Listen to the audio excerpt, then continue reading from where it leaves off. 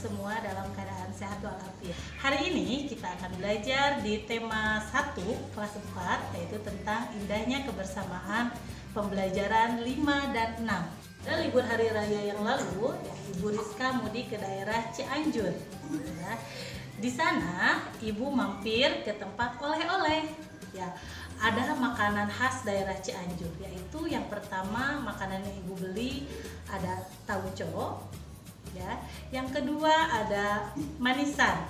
Nah, manisan dan tauco ini merupakan makanan khas dari daerah Cianjur. Makanan khas ini merupakan salah satu keberagaman yang ada di Indonesia.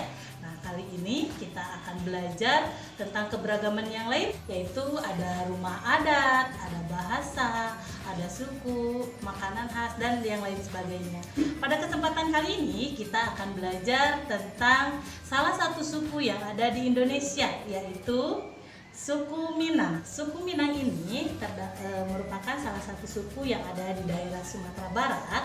Ya, adapun orang yang ada di daerah suku Minang biasanya disebut orang Padang atau awak Padang.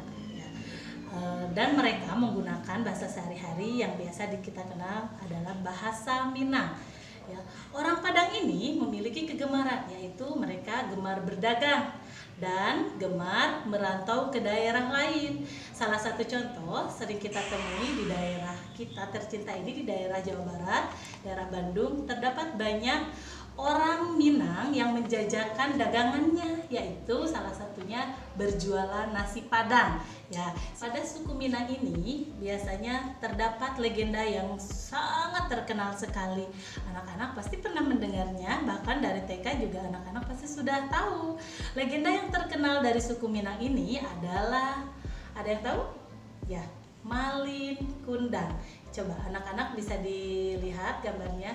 Malin Kundang ini mengisahkan seorang anak yang durhaka kepada orang tuanya, sehingga Malin Kundang ini dikutuk oleh ibunya menjadi batu. Coba perhatikan gambar yang sebelah sini. Ya, dikutuk menjadi batu. Maka dari itu ibu harap anak-anak harus taat dan patuh kepada orang tua, apalagi kepada ibu kita sendiri. Nah, selain cerita legenda dari suku Minang, dari suku Minang juga terdapat rumah adat. Coba disimak baik-baik rumah adatnya. Nah, rumah adat tersebut disebut rumah gadang.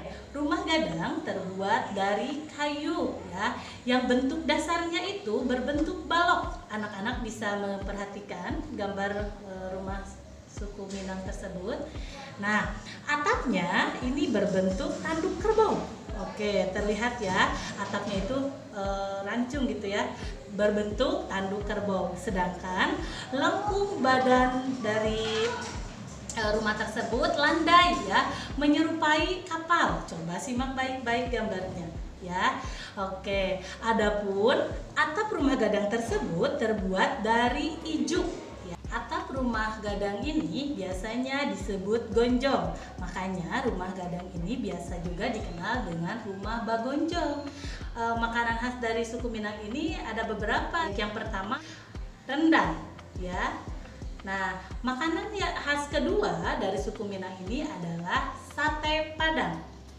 Ya. Yang ketiga adalah dendeng balado. Selain makanan khas dan rumah adat, dari suku Minang ini terkenal juga tariannya. Ya.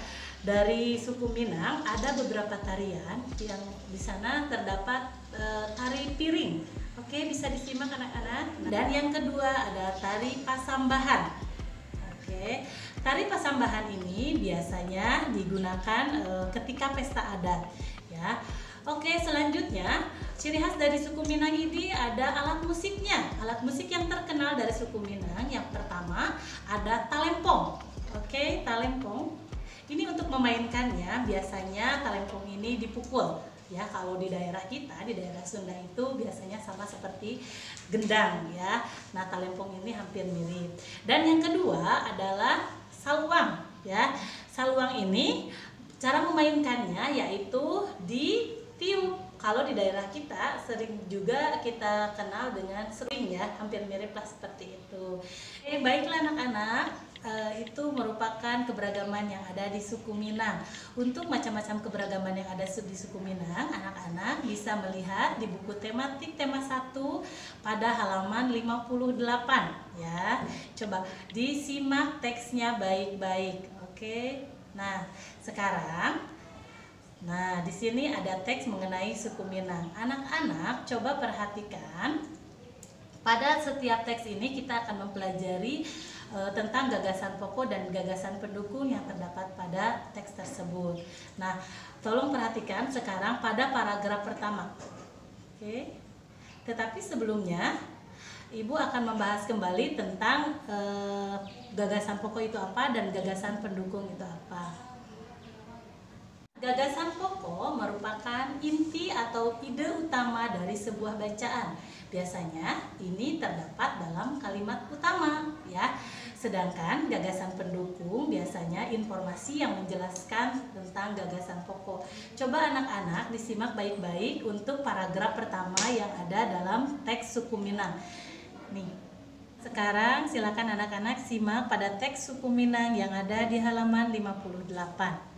Pada kalimat pertama, suku Minang adalah kelompok etnis yang terdapat di Provinsi Sumatera Barat. Pada kalimat kedua, suku Minang sering disebut sebagai orang Padang atau orang Awak.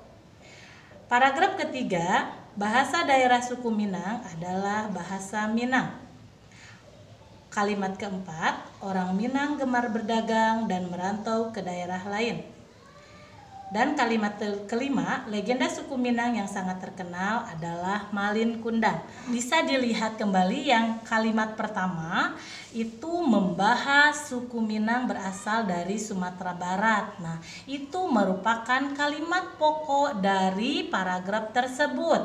Karena kalimat kedua, ketiga, keempat, dan kelima itu merupakan gagasan pendukung yang menjelaskan gagasan pokok. Baiklah anak-anak, itulah bagaimana cara kita mencari gagasan pokok pada sebuah paragraf ya.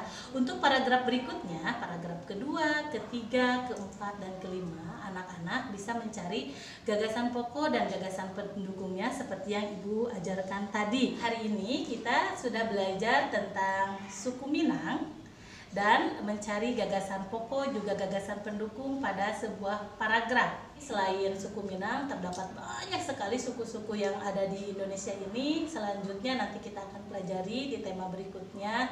Ibu harap keberagaman yang ada di Indonesia ini menjadikan kita semakin kuat, semakin bersatu ya. Jangan sampai kita terpecah belah oleh perbedaan keberagaman yang ada di negara kita. Baiklah anak-anak, mungkin pembelajaran dari Ibu cukupkan sampai di sini. Ibu harap anak-anak semuanya di rumah selalu sehat walafiat, jaga selalu kesehatan, makan makanan yang sehat, dan jangan lupa cuci tangan serta menggunakan masker ketika anak-anak mau bepergian. Ya, billahi taufiq wal hidayah. Wassalamualaikum warahmatullahi wabarakatuh. Semangat!